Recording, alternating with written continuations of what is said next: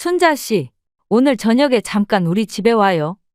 할머니, 갑자기 무슨 일이세요?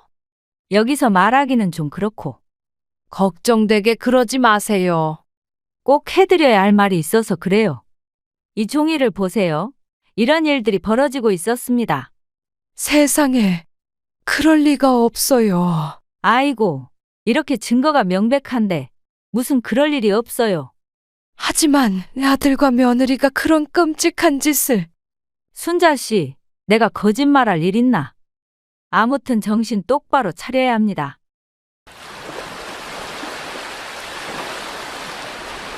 그날은 평소와 다름없이 아침 일찍 일어나 집안일을 하고 있었습니다.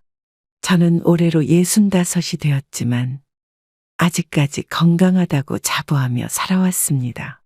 아들 민우와 며느리 수진이는 결혼한 지 7년째로 멀지 않은 곳에 살고 있어 가끔 서로 얼굴을 보며 지내고 있었죠. 창가에서 화분에 물을 주다가 갑자기 눈앞이 흐려지더니 온몸에 힘이 빠지는 것을 느꼈습니다. 화분을 떨어뜨리지 않으려 창틀을 잡았는데 그만 중심을 잃고 쓰러지고 말았습니다. 어머니, 왜 전화를 안 받으세요? 민우야, 엄마가 좀 아파서. 어디 아프신데요? 제가 지금 가고 있으니까 움직이지 마세요. 순간 정신이 혼미해져서 아들의 목소리가 희미하게 들렸습니다. 병원 응급실로 실려갔을 때는 이미 의식이 몽롱한 상태였습니다. 어머님, 혈압이 많이 불안정하시네요. 병실로 옮기고 정밀 검사를 해봐야 할 것 같습니다. 큰 병원으로 옮기는 게 좋을까요? 선생님, 일단 검사 결과를 보고 결정하시죠. CT와 MRI 촬영이 필요합니다. 의사 선생님과 민우의 대화가 귓가에 맴돌았습니다. 저는 그저 아들에게 걱정을 끼치고 싶지 않아 괜찮다고 곧 나을 거라고 말하고 싶었지만 목소리가 나오지 않았습니다. 어머니, 정신이 드세요? 수진아, 네가 언제 왔어? 방금 왔어요. 어머님 얼굴이 많이 안 좋으세요. 병실 침대에 누워있자니 지난 날들이 주마등처럼 스쳐 지나갔습니다. 남편과 사별하고 혼자 민우를 키우며 살았던 시간들. 수진이를 며느리로 맞이하던 날의 기쁨도 떠올랐습니다. 검사 결과를 기다리는 동안 민우와 수진이는 번갈아가며 병실을 지켰습니다.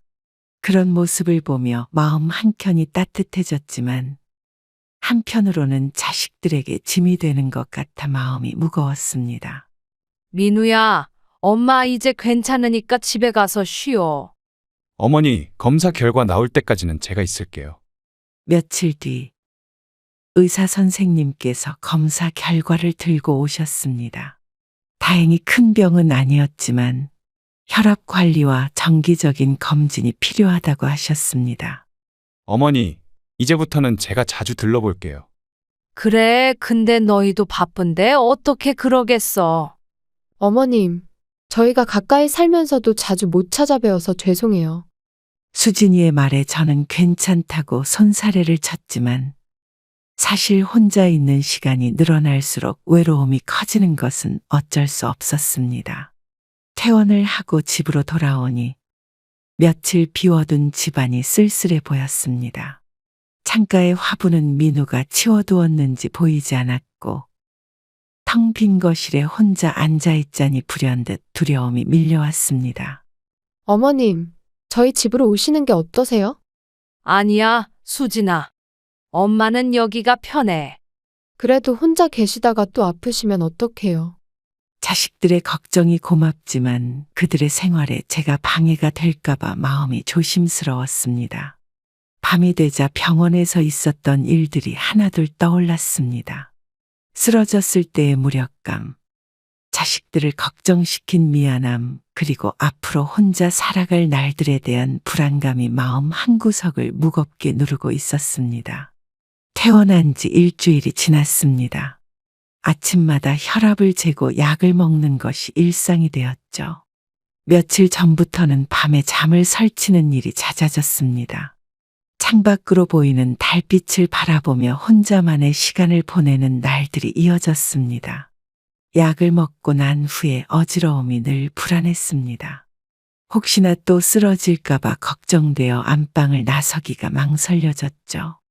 거실 소파에 앉아 텔레비전을 보다가도 문득 이런 생활이 언제까지 가능할지 두려워졌습니다. 어머니, 저희 집에 오세요. 계속 걱정해주는 건 고마운데 괜찮아. 어머님 혼자 계시는 게 너무 걱정돼요.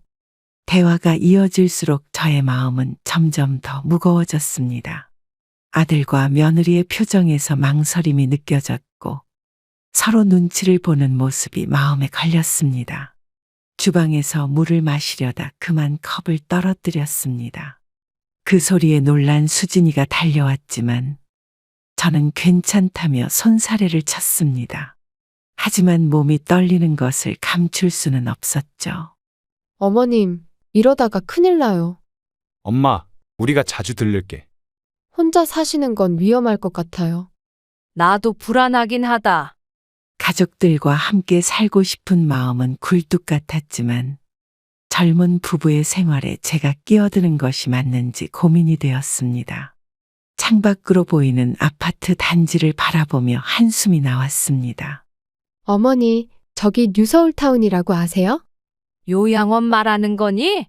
아니에요, 어머님. 그냥 어르신들이 편하게 사시는 곳이에요. 난 아직 그런데 갈 나이는 아닌 것 같은데. 어머님, 저희가 근처로 이사 가서 자주 뵐 수도 있고요. 식탁에 앉아 밥을 먹는데 목이 메어왔습니다. 아들 내외의 걱정스러운 눈빛이 마음에 걸렸지만 저는 아직 제 힘으로 살아갈 수 있다고 믿고 싶었습니다. 저녁이 되자 민우와 수진이는 집으로 돌아갔습니다. 문이 닫히는 소리와 함께 집안의 정막이 찾아왔죠. 조용한 집안에서 시계 초침 소리가 유난히 크게 들렸습니다. 어머님, 내일은 제가 일찍 와서 청소해 드릴게요. 아니야, 수진아. 엄마가 알아서 할 수 있어. 어머님, 무리하시면 안 돼요. 혼자 남은 거실에서 TV를 켰다가 끄기를 반복했습니다. 화면 속 행복해 보이는 가족들의 모습이 더욱 쓸쓸하게 느껴졌죠. 잠자리에 들려고 해도 잠은 오지 않았습니다. 아침이 되어 약을 챙겨 먹으며 거울을 보았습니다. 언제부터인가 주름이 깊어진 얼굴이 낯설게 느껴졌죠. 혼자 살면서도 당당했던 예전의 제 모습이 그리워졌습니다. 엄마, 이따가 병원 가야지. 오늘은 안 가도 될 것 같아. 어머님, 정기검진 꼭 가셔야죠. 다음에 가면 안 되나? 어머님, 건강이 제일 중요해요. 손잡고 걸어가는 노부부의 모습이 눈에 들어왔죠. 문득 남편이 살아있었다면 이런 고민도 하지 않았을 거란 생각이 들었습니다. 며칠째 잠을 이루지 못하고 고민했습니다. 민우 아버지가 떠나고 혼자서 아들을 키워낸 시간들, 그리고 수진이를 며느리로 맞이하던 순간까지 모든 게 꿈만 같았습니다. 아침 햇살이 창가에 비치자 저는 결심을 하게 되었습니다. 제가 가진 것 중 가장 큰 재산인 13억짜리 아파트를 아들 내외에게 주기로 한 거죠. 대신 제 곁으로 이사와 줄 것을 제안하기로 했습니다. 민우야, 엄마랑 얘기 좀 하자. 어머니, 무슨 일 있으세요? 수진아, 니도 잠깐 앉아봐. 어머님, 걱정되게 그러시지 마세요. 내가 오래 생각해봤는데 아파트 니네 줄까 해. 식탁에 마주 앉은 아들 내외의 표정이 순간 밝아졌습니다. 서로 눈빛을 교환하는 모습이 마치 어린아이가 된 것 같았죠. 하지만 저는 차분히 제 생각을 전하기로 했습니다. 어머니, 정말 그러시게요? 그래, 대신 니네가 이 근처로 이사 와야겠다. 내 건강 관리를 부탁해도 괜찮을까? 진짜요? 그럼요. 어머님 감사합니다. 부동산에 가서 상담을 받았습니다. 절차가 복잡하고 세금도 만만치 않다고 하더군요. 하지만 제 마음은 이미 정해져 있었습니다. 자식들의 행복한 미래를 위해서라면 이 정도쯤이야 감수할 수 있었죠. 엄마, 우리가 잘 모시고 살게. 모실 생각하지 말고 그냥 가깝게 살자. 어머님 걱정 끼쳐드려서 죄송해요. 이제 매일 뵐 수 있겠네요. 저녁 식사 자리에서 수진이가 처음으로 손수 요리한 갈비찜을 내왔습니다. 평소에는 맛있게 먹던 음식인데 오늘따라 왜 이리 밍밍하게 느껴지는지 모르겠더군요. 다음 날 아침 변호사를 만나러 가는 길이었습니다. 제 인생에서 가장 큰 결정을 하는 순간이 다가오고 있다는 게 실감이 났죠. 차창 밖으로 스쳐 지나가는 풍경이 마치 영화의 한 장면처럼 느껴졌습니다. 어머님, 저희가 효도하겠습니다. 그래, 이제 시작이니까 천천히 하자. 어머니, 저희 집 근처에 좋은 병원도 있어요. 아직 그런 얘기는 하지 말아라. 어머님 건강이 최우선이에요. 창가에 앉아 커피를 마시며 잠시 생각에 잠겼습니다. 문득 옆집 김 할머니의 모습이 눈에 들어왔죠. 혼자 사시는 분인데도 늘 밝은 모습으로 지내시는 모습이 부러웠습니다. 어머님, 이번 주말에 집 보러 가요. 벌써? 아직 서두르지 말고. 시세도 알아보고 미리 준비해야죠. 그래, 근데 너무 서두르지 말자. 어머님 집 근처로 알아볼게요. 재산 증여 이야기가 나온 후로 아들 내외의 태도가 달라졌습니다. 전화도 자주 오고 주말마다 찾아와 살뜰히 챙기는 모습이 고맙기도 했지만 한편으로는 묘한 기분이 들었죠. 병원에 정기검진을 가는 날이었습니다. 평소와 달리 수진이가 먼저 연락이 와서 동행하겠다고 했어요. 며느리의 갑작스러운 적극성이 낯설게 느껴졌지만 저는 티내지 않으려 했습니다. 어머님, 오늘은 제가 모시고 갈게요. 아침부터 바쁠 텐데 괜찮겠어? 당연하죠. 요즘은 어머님 건강이 제일 중요해요. 그래도 네 일이 있을 텐데. 어머님 걱정만 하시지 말고 저희만 믿으세요. 수진아, 마음 쓰여서 그러니? 대기실에서 진료 순서를 기다리는 동안 수진이는 휴대폰으로 부동산 매물을 검색하고 있었습니다. 화면 속 고급 아파트들을 보며 연신 밝은 표정을 짓더군요. 진료실에 들어가자 의사 선생님은 제 상태가 많이 호전되었다고 말씀하셨습니다. 하지만 수진이는 제 상태가 위중한 것처럼 이것저것 더 물어보는 모습이 의아했습니다. 선생님, 어머님 상태가 많이 좋아지신 거 맞나요? 네. 혈압도 안정되고 상태가 많이 호전되셨어요. 혹시 다른 검사는 더 안 해보셔도 될까요? 지금은 크게 필요 없을 것 같습니다. 그래도 혹시 모르니까 정밀 검사를 해보는 게. 병원을 나오는 길에 수진이가 근처 카페에 들르자고 했습니다. 평소와 다른 며느리의 적극적인 모습이 오히려 마음을 불편하게 만들었죠. 어머님, 이제 저희가 옆에서 잘 모실게요. 모신다는 말은 하지 말라니까. 어머님 걱정돼서 그러는 거예요. 나 아직 멀쩡하다, 수진아. 그래도 앞으로는 더 자주 찾아뵐게요. 저녁 때는 민우가 퇴근하자마자 집으로 왔습니다. 예전 같았으면 피곤하다며 주말에나 오겠다고 했을 텐데 요즘은 매일같이 들르는 게 일상이 되었습니다. 엄마, 식사는 하셨어? 그럼 밥 챙겨 먹는 건 문제 없어. 어머님, 저희가 특별한 음식 해드릴게요. 맛있는 거 많이 드셔야 건강해지시죠. 난 지금도 충분히 건강해. 마침 옆집 김 할머니께서 반찬을 가져다 주셨다고 초인종이 울렸습니다. 수진이는 황급히 문을 열고 김 할머니를 응대했지만 어쩐지 그 모습이 어색해 보였습니다. 달력을 보니 이사 날짜가 다가오고 있었습니다. 아들 내외는 벌써 새집 인테리어 공사를 시작했다고 하더군요. 서두르는 모습이 마음에 걸렸지만 저는 아무 말도 하지 않았습니다. 어머님, 새 집은 어머님 방도 따로 있어요. 엄마, 우리 이제 같이 살면 좋겠다. 그래, 근데 너무 서두르지 말자. 어머님 걱정 마세요. 다 준비되어 있으니까. 우리가 알아서 할 테니 편하게 계세요. 오후에 햇살이 현관창을 비추던 날이었습니다. 복도 청소를 하고 있는데 옆집 김 할머니께서 다가오셨죠. 평소와 달리 어딘가 조심스러운 표정이셨습니다. 김 할머니는 이 아파트에서 저와 가장 오래 이웃하며 지내신 분입니다. 남편을 일찍 여의고 홀로 사는 처지가 저와 비슷해 더욱 친근하게 지내왔죠. 하지만 오늘따라 할머니의 표정이 무겁게 느껴졌습니다. 순자 씨, 잠깐 얘기 좀 할까? 할머니, 무슨 일 있으세요? 지금은 아니고. 저녁에 우리 집에 와. 그냥 여기서 하시지? 왜요? 사람 없을 때 얘기하자꾸나. 할머니, 무슨 일인지 걱정되네요.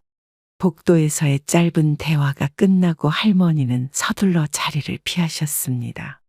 그 모습이 마치 누군가 볼까 두려워하는 것처럼 보였죠. 평소의 활기찬 모습이 아닌 것이 더욱 신경 쓰였습니다. 현관문을 닫고 들어와 거실에 앉았지만 마음이 진정되지 않았습니다. 할머니의 수상한 행동이 자꾸 떠올랐죠. 점심 식사 후 아들에게서 전화가 왔습니다.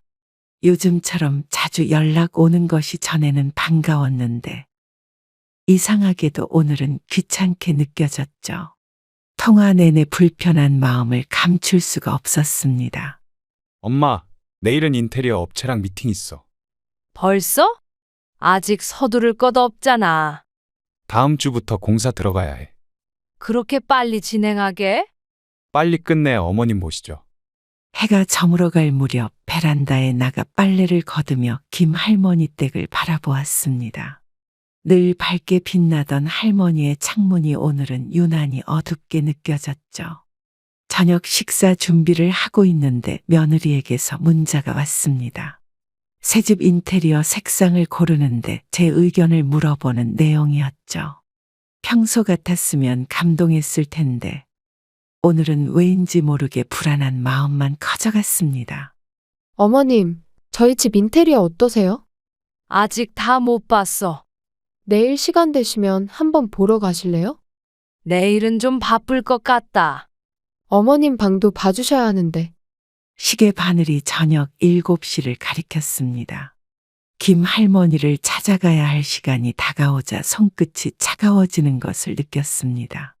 무슨 이야기를 들려주실지 궁금하면서도 두려웠죠. 슬리퍼를 신고 복도로 나서는 순간 마침 엘리베이터에서 내리는 이웃을 마주쳤습니다. 평소라면 반갑게 인사를 나눴겠지만 오늘은 서둘러 고개를 숙이고 지나쳤죠. 할머니 댁 초인종을 누르기 전 잠시 망설였습니다. 문 너머에서 들려올 이야기가 제 일상을 뒤흔들어 놓을 것만 같은 불길한 예감이 들었기 때문입니다. 순자 씨, 들어와. 할머니, 무슨 일이신데 이렇게. 앉아. 차 한 잔 마시면서 얘기하자. 할머니 표정이 심각하시네요. 오늘 꼭 할 얘기가 있어서. 식탁에 마주 앉아 차를 마시는 동안 할머니의 한숨 소리가 거실에 무겁게 내려앉았습니다. 평소의 정다운 분위기가 아닌 무거운 침묵이 이어졌죠. 김 할머니의 거실에 앉아 있는 동안 시간이 멈춘 것만 같았습니다. 할머니는 차를 한 모금 마시더니 오랜 침묵 끝에 입을 여셨죠. 평소의 정겨운 목소리가 아닌 무거운 한숨 섞인 목소리였습니다. 저는 할머니의 표정을 살피며 조용히 기다렸습니다. 창밖으로 들리는 아이들의 웃음소리가 이 순간만큼은 유난히 멀게 느껴졌죠. 할머니의 손이 찻잔을 붙잡은 채 미세하게 떨리는 것이 보였습니다. 순자 씨, 내가 어제 카페에서 들은 얘기가 있어. 무슨 얘기를 그렇게 조심스럽게 하세요? 네 며느리 얘기를 우연히 듣게 됐어. 수진이 얘기요? 맞아. 친구들하고 이야기하는 걸 들었지. 할머니, 제발 말씀해 주세요.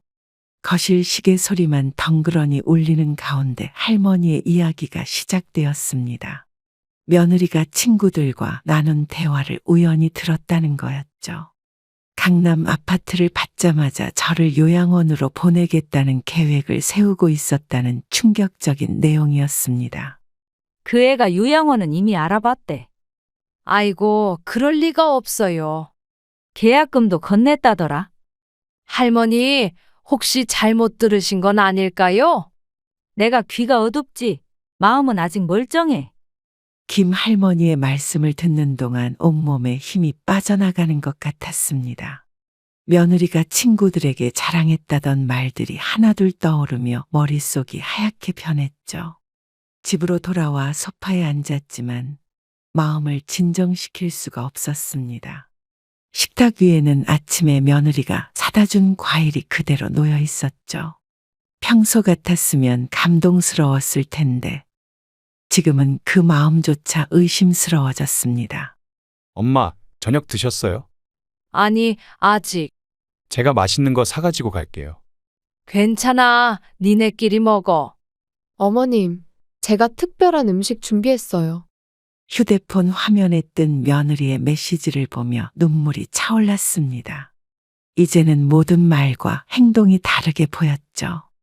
창밖으로 보이는 도시의 불빛들이 흐릿하게 번져갔습니다. 며칠째 잠을 이루지 못하고 있습니다. 김 할머니의 말씀이 자꾸만 귓가에 맴돌았죠. 처음에는 설마 우리 며느리가 하며 믿지 않으려 했지만 요즘 들어 조금씩 이상한 점들이 눈에 들어왔습니다. 아침 식사를 준비하는데 현관문 비밀번호를 누르는 소리가 들렸습니다. 며느리가 왔나 싶어 나가보니 민우였죠. 요즘 들어 아들과 며느리는 번갈아 가며 매일 들르고 있었습니다. 엄마, 아침 드셨어요? 아직 방금 일어났어. 어머님, 제가 특별한 요리 배워왔어요. 너네 출근 안 해도 돼?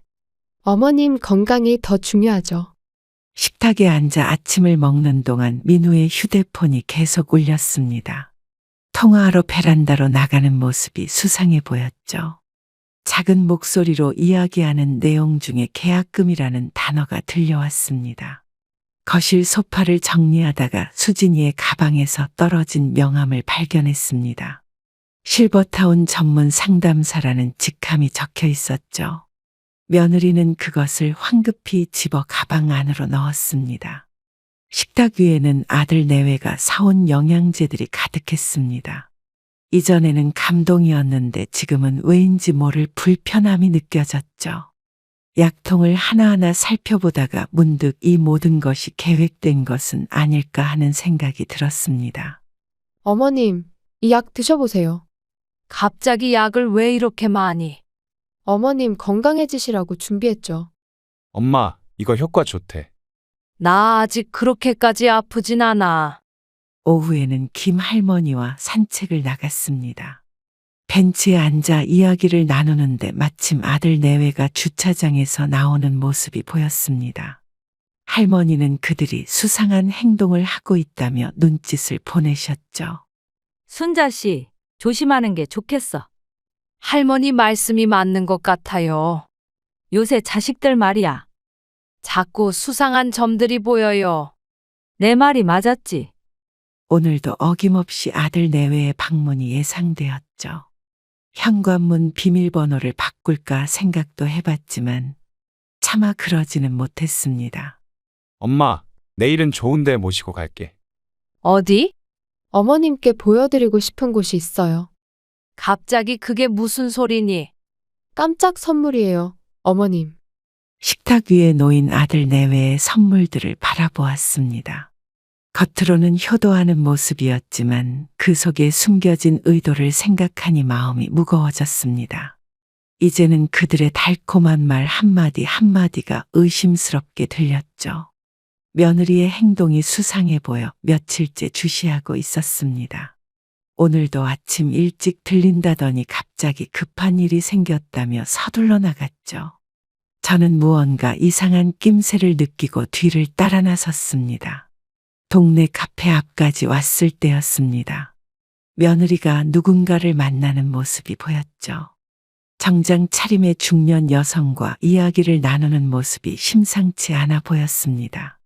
카페 유리창 너머로 그들의 모습이 훤히 보였죠. 안녕하세요. 상담 예약했던 김수진입니다. 어머님 연세가 어떻게 되시나요? 저희 실버타운이 딱 좋으실 것 같네요. 어르신 건강 상태는 어떠신가요? 약간의 고혈압 외에는 큰 문제 없으세요. 카페 밖에서 들리는 대화 내용에 온몸이 굳어버렸습니다. 김 할머니의 말씀이 사실이었던 거죠. 며느리는 상담원과 이야기를 나누며 연신 고개를 끄덕이고 있었습니다. 주차장 한켠에 숨어 지켜보는 동안 눈물이 차올랐습니다. 며느리가 들고 있던 서류 봉투에는 실버케어라는 글자가 선명하게 보였죠. 손떨림이 멈추지 않았습니다. 입소 시기는 언제로 생각하고 계신가요? 최대한 빨리 했으면 해요. 어머님께는 말씀드리셨나요? 카페를 나서는 며느리의 발걸음이 가벼워 보였습니다. 저는 그 자리에 한참을 서 있었죠. 아침 햇살이 따스했지만 온몸이 차갑게 식어버린 것 같았습니다. 엄마, 어디 갔다 오신 거예요? 그냥 동네 한 바퀴 돌았어. 많이 걸으시면 안 되는데. 산책하는 건 의사도 괜찮다고 했잖아. 거실 소파에 앉아 창밖을 바라보았습니다. 아파트 놀이터에서 아이들이 뛰어노는 모습이 보였죠. 문득 민우가 어렸을 때 저 놀이터에서 놀던 모습이 떠올랐습니다. 어머님, 내일은 좋은데 가보려고 해요. 갑자기 어디를 간다고? 어머님께 꼭 보여드리고 싶은 곳이 있어요. 나는 우리 집이 제일 좋아. 식탁 의자를 뒤로 밀며 일어섰습니다. 더는 며느리의 달콤한 말에 속아 넘어갈 수 없었죠. 이제는 모든 것이 명확해졌습니다. 오늘따라 민우의 행동이 유독 거슬렸습니다. 아침부터 전화해서 약을 제 시간에 먹었는지, 혈압은 재봤는지 연신 물어보더니 점심때는 직접 찾아왔죠. 평소 같았으면 회사 일이 바빠서 주말에나 온다던 아들이었습니다. 거실 테이블 위에는 민우가 사온 고급 보양식이 가득했습니다. 이런 것들을 사오는 게 쉽지 않았을 텐데 무언가 석연치 않은 기분이 들었죠. 아들의 눈빛에서 진심을 찾기가 어려웠습니다. 엄마, 이거 먹어봐. 갑자기 이런 걸 사온 이유가 뭐야? 어머님 건강 생각해서 특별히 준비했어요. 오늘은 왜 회사 안 가고? 엄마가 제일 중요하지. 민우야, 너 요즘 왜 이래? 식탁에 앉아 밥을 먹는 내내 민우는 휴대폰을 만지작거렸습니다. 무언가를 검색하는 듯한 모습이 수상했죠. 화면에 비친 글자를 힐끗 보니 실버타운이라는 단어가 눈에 들어왔습니다. 우연히 발견한 서류 한 장이 저희 일상을 완전히 뒤흔들어 놓았습니다. 아들 내외가 잠시 화장실에 간 사이 거실 테이블 위에 놓여있던 서류철이 바람에 흩어졌죠. 정리하려다 본 내용은 저의 재산 목록이었습니다. 꼼꼼하게 정리된 서류에는 제가 가진 모든 재산이 적혀 있었습니다. 강남 아파트부터 은행 예금, 보험까지 하나도 빠짐없이 조사되어 있었죠. 심지어 제 주민등록등본과 인감증명서 발급 내역까지 있었습니다. 엄마, 서류 보고 계셨어요? 이게 다 뭐니? 어머님, 그냥 참고로 알아본 거예요. 왜 나도 모르게 이런 걸? 엄마, 다 어머님 위해서예요. 거실 시계 소리만 덩그러니 울리는 가운데 무거운 침묵이 이어졌습니다. 아들 내외의 표정에서는 당황스러움이 역력했죠. 특히 민우는 얼굴이 붉어져서는 자꾸 시선을 피했습니다. 서류철 사이에서 법무법인 명함도 발견했습니다. 뒷면에는 상담 예약 시간이 적혀 있었고 메모란에는 친족 후견인 신청 절차라는 글씨가 쓰여 있었죠. 순간 온몸에 전율이 흘렀습니다. 이거 변호사 명함은 또 뭐야? 아니, 그게 그냥 어머님, 오해하지 마세요. 내가 뭘 오해한다는 거니? 혹시 모를 일에 대비하는 거예요. 아침부터 며느리가 분주하게 움직였습니다. 평소와 달리 고급스러운 차림새로 나타나 열심히 청소하고 밥을 차려주더니 갑자기 저를 모시고 나가자고 하네요. 오늘따라 유난히 서두르는 모습이 수상해 보였습니다. 거실을 정리하던 수진이의 가방에서 무언가가 바닥으로 떨어졌습니다. 황급히 주워 가방에 넣으려는 모습이 어색했죠. 잠깐 스쳐본 표지에는 프리미엄 실버타운이라는 글자가 선명했습니다. 수진아, 그게 뭐야? 아, 아니에요. 그냥 광고지예요. 요양원 팸플릿 아니니? 어머님, 제가 나중에 설명드릴게요. 뭘 설명한다는 거야? 팸플릿을 자세히 보니 입소 상담 예약이라는 메모가 적혀 있었습니다. 날짜와 시간까지 꼼꼼하게 기록되어 있었죠. 손이 떨리기 시작했습니다. 아들은 급하게 팸플릿을 치우려 했지만 이미 늦었습니다. 제가 이미 봤다는 걸 알고는 한숨을 깊게 내쉬더군요. 엄마, 우리 얘기 좀 해요. 더 할 말이 뭐가 있니? 어머님, 저희가 잘못했어요. 이럴 거면 차라리 처음부터 말했어야지. 그게 어머님이 거부하실까봐. 며느리의 가방 안에서는 또 다른 서류들이 보였습니다. 입소 계약서, 건강검진 예약표, 보증금 안내문까지 모든 것이 완벽하게 준비되어 있었죠. 저희가 어머님 건강이 걱정돼서. 그래서 이렇게 몰래 준비한 거야? 엄마, 우리 마음도 이해해 주세요. 이제는 내가 짐이 된다는 거지? 어머님, 절대 그런 게 아니에요. 방으로 들어와 문을 닫았습니다. 침대에 앉아 창밖을 바라보니 아파트 놀이터에서 할머니와 손자가 함께 노는 모습이 보였죠. 그들의 행복해 보이는 모습이 저를 더욱 서글프게 만들었습니다. 아들 내외의 수상한 행동이 계속되던 어느 날이었습니다. 평소처럼 아침 청소를 하고 있는데 우편함에서 낯선 봉투가 발견됐죠. 발신인은 프라임 실버케어였습니다. 제 이름으로 온 우편물이었지만 며느리가 먼저 발견하고는 황급히 감추려 했습니다. 순간적으로 저는 그 봉투를 낚아채듯 가져왔죠. 흰색 봉투 안에는 계약금 입금 확인서와 입소 예정 안내문이 들어 있었습니다. 어머님, 그건 제가 설명드릴게요. 이게 다 뭐야? 서류는 제가 보관할게요. 계약금까지 냈다는 거니? 어머님 오해하지 마세요. 그것도 제가 모르는 사이에 모든 것이 진행되고 있었다는 사실이 믿기지 않았습니다. 거실에서는 민우가 누군가와 전화 통화를 하고 있었습니다. 작은 목소리로 이야기하는 내용 중에 어머니 설득이라는 말이 들려왔죠. 통화를 마친 아들의 얼굴에는 당혹감이 가득했습니다. 엄마, 우리 잠깐 얘기 좋아? 이제 와서 무슨 얘기를 하자는 거니? 어머님, 저희가 잘못했어요. 그동안 나를 속이고 있었던 거야? 엄마 건강이 걱정돼서 그랬어요. 식탁에 마주 앉아 서류를 펼쳐놓고 보니 요양원의 호화로운 시설들이 사진으로 가득했습니다. 한 달에 몇백만 원씩 하는 고급 시설이었죠. 이런 곳에 저를 보내기 위해 이미 준비를 마쳤다는 게 더욱 마음 아팠습니다. 제 방을 둘러보니 며칠 전부터 수진이가 정리하던 옷장이 떠올랐습니다. 새 옷을 사준다더니 알고 보니 요양원 생활을 위한 준비였던 거죠. 여기 시설이 정말 좋대요. 그래서 나 몰래 계약한 거야? 어머님을 위해서 알아본 거예요. 이런 식으로 하면 되는 줄 알았니? 죄송해요, 어머님. 오늘은 정기검진이 있는 날이었습니다. 평소처럼 혼자 가려고 했는데 아들 내외가 꼭 동행하겠다고 하더군요. 병원 대기실에서 기다리는 동안 며느리는 연신 의사 선생님께 드릴 말씀을 준비하는 듯 했습니다. 김 할머니와 함께 아침 일찍 집을 나섰습니다. 며느리가 자주 들르던 카페를 찾아가기로 한 거죠.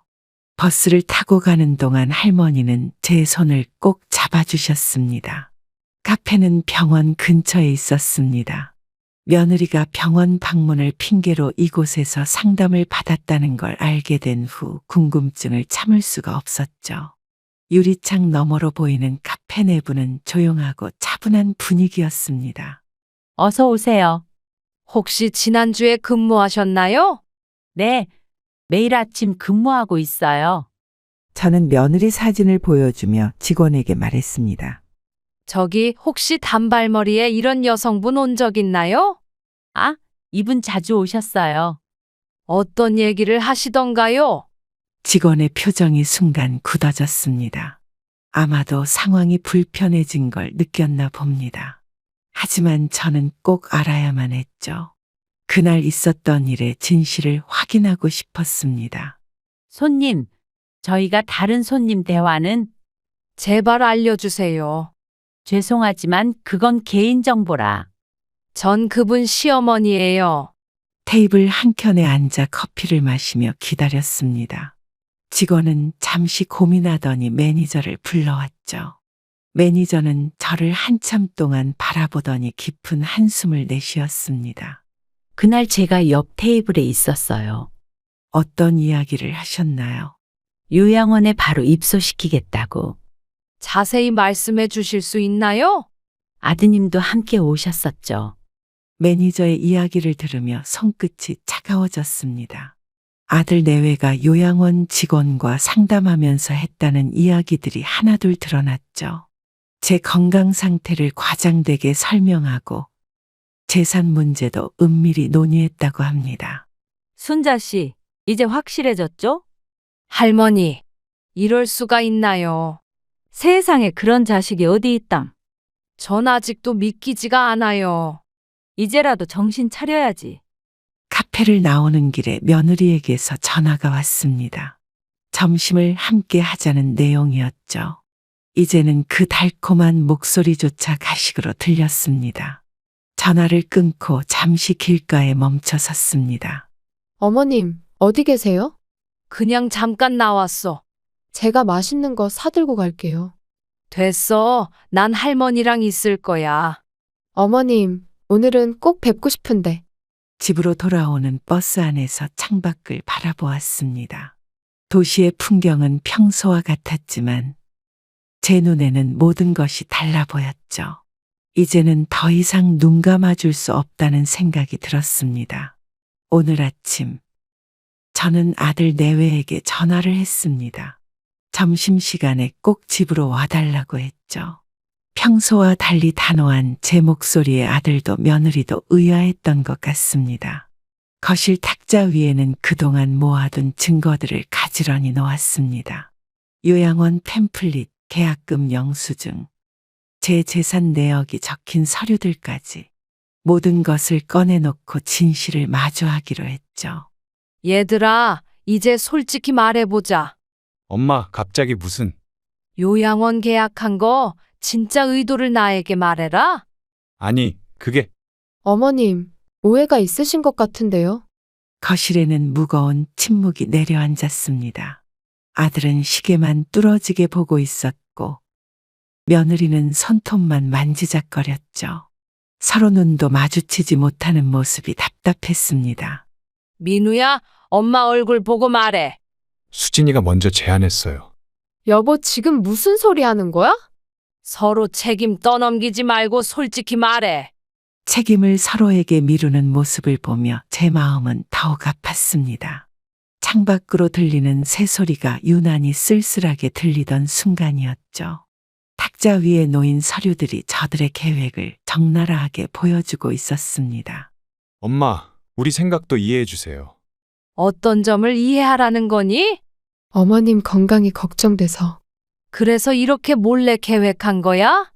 저희가 효도하려고 한 건데. 아들의 휴대폰이 울렸습니다. 화면에는 실버케어 담당자라는 글자가 선명했죠. 급하게 전화를 끊어버리는 모습에서 아직도 뭔가를 숨기고 있다는 것을 알 수 있었습니다. 그 전화도 설명해 줄 수 있니? 그냥 업무상 연락이에요. 아직도 거짓말을 하는구나. 어머님, 저희가 잘못했어요.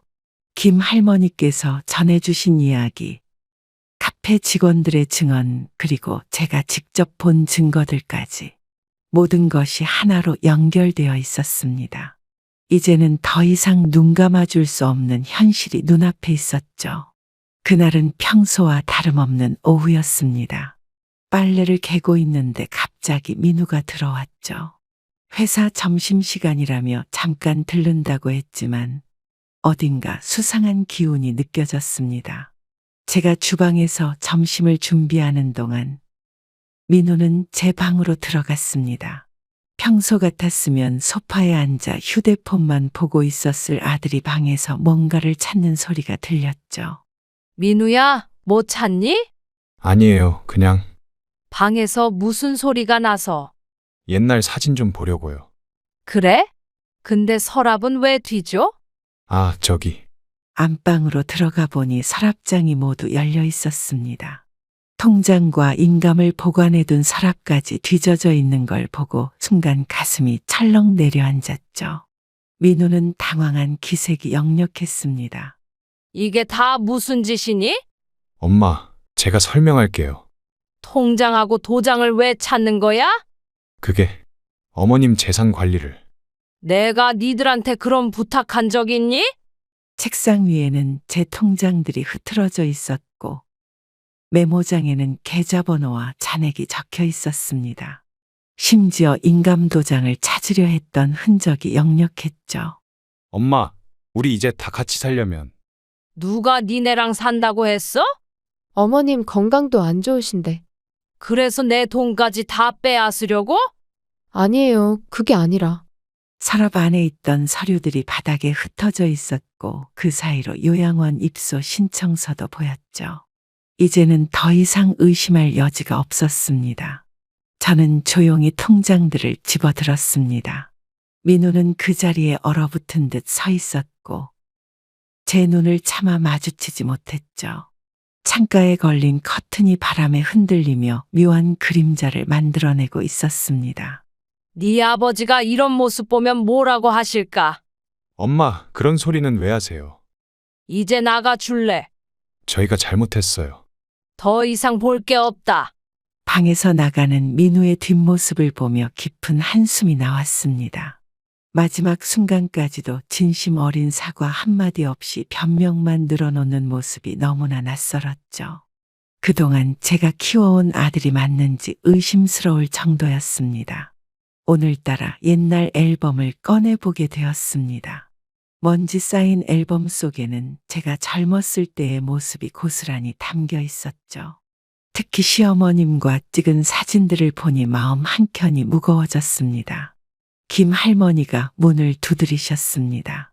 늘 이때쯤 커피를 마시러 오시는데 오늘은 제 표정이 좋지 않은 걸 눈치채신 것 같았죠. 할머니는 조용히 제 옆에 앉으셨습니다. 순자 씨, 또 옛날 생각하고 있구먼. 할머니, 후회가 되네요. 다들 그렇게 살아온 거지. 그래도 아들과 며느리가 너무했어요. 이제라도 깨달았으면 됐어. 차를 마시며 김 할머니와 이야기를 나눴습니다. 할머니는 모든 며느리가 언젠가는 시어머니가 된다고 그때가 되어서야 진정한 이해가 시작된다고 하셨죠. 그 말씀이 가슴 깊이 와닿았습니다. 이제 어떡하실 거예요? 아직은 잘 모르겠어요. 마음의 짐은 좀 덜어지셨나요? 네, 이제야 좀 알 것 같아요. 그래도 순자 씨는 달라요. 오늘 아침 저는 큰 결심을 하고 집을 나섰습니다. 김 할머니께서 소개해 주신 정 변호사를 만나러 가는 길이었죠. 이제는 제 인생을 제 뜻대로 살아보려고 합니다. 법률사무소는 생각보다 따뜻한 분위기였습니다. 정 변호사님은 저희 이야기를 꼼꼼히 메모하면서 끝까지 귀 기울여 들어주셨죠. 제 상황을 설명하는 동안 마음이 조금씩 가벼워지는 것을 느꼈습니다. 어머님, 재산 관리는 어떻게 하고 계세요? 아직은 제가 직접 하고 있어요. 요양원 계약은 하셨다고 하셨죠? 아니요, 자식들이 몰래 한 거예요. 그럼 계약은 무효가 될 수 있습니다. 창밖으로 햇살이 따스하게 비쳐들었습니다. 변호사님의 설명을 들으며 제 앞에 놓인 선택들이 하나둘 정리되어 갔죠. 이제는 제 인생을 제가 선택할 차례라는 생각이 들었습니다.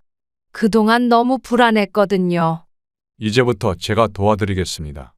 점심시간이 되자 민우에게서 전화가 왔습니다. 요양원 입소 날짜를 의논하자는 내용이었죠. 하지만 이제 더 이상 그들의 계획대로 따라갈 생각은 없었습니다. 정 변호사님은 제 재산을 안전하게 지키는 방법을 상세히 설명해 주셨습니다. 통장과 인감도장의 보관 방법부터 요양원 계약 해지까지 모든 절차를 꼼꼼하게 알려주셨죠. 변호사님, 제가 혼자서도 잘 알 수 있을까요? 걱정 마세요. 제가 끝까지 돕겠습니다. 그동안 너무 무서웠어요. 이제부터는 어머님의 새로운 시작입니다. 정말 감사합니다. 법률사무소를 나서는 발걸음이 한결 가벼웠습니다. 버스를 타고 돌아오는 길. 창밖으로 보이는 도시의 풍경이 새롭게 다가왔습니다.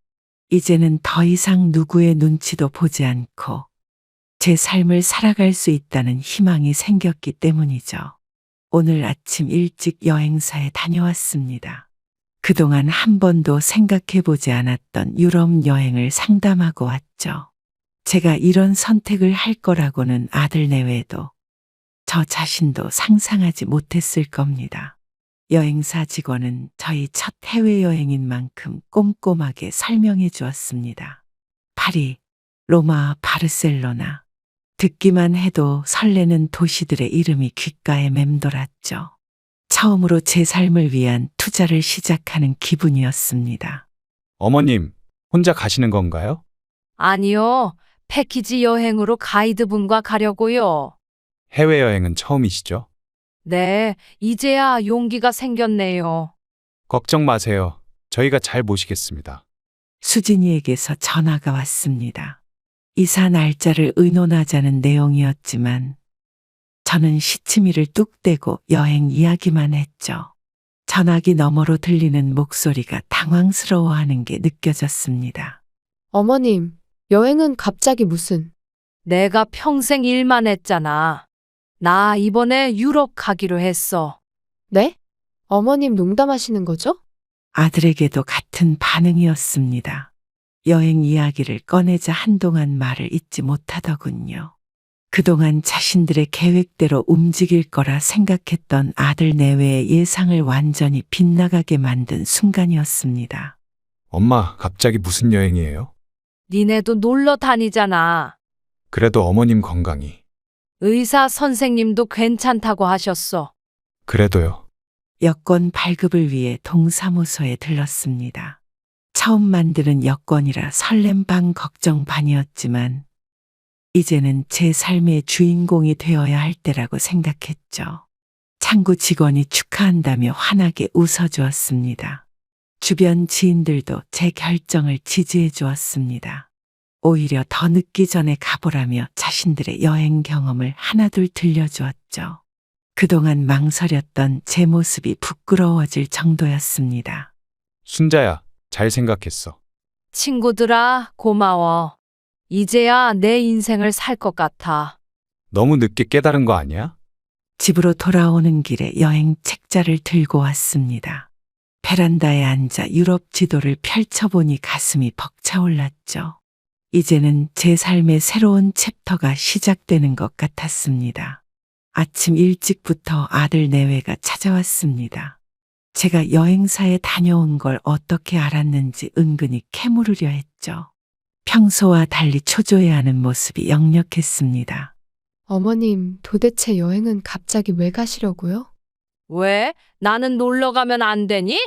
그래도 먼저 의논을 하시지. 나도 이제 내 맘대로 살고 싶어? 마치 자신의 계획이 진행되지 않자 저를 압박하는 듯 했습니다.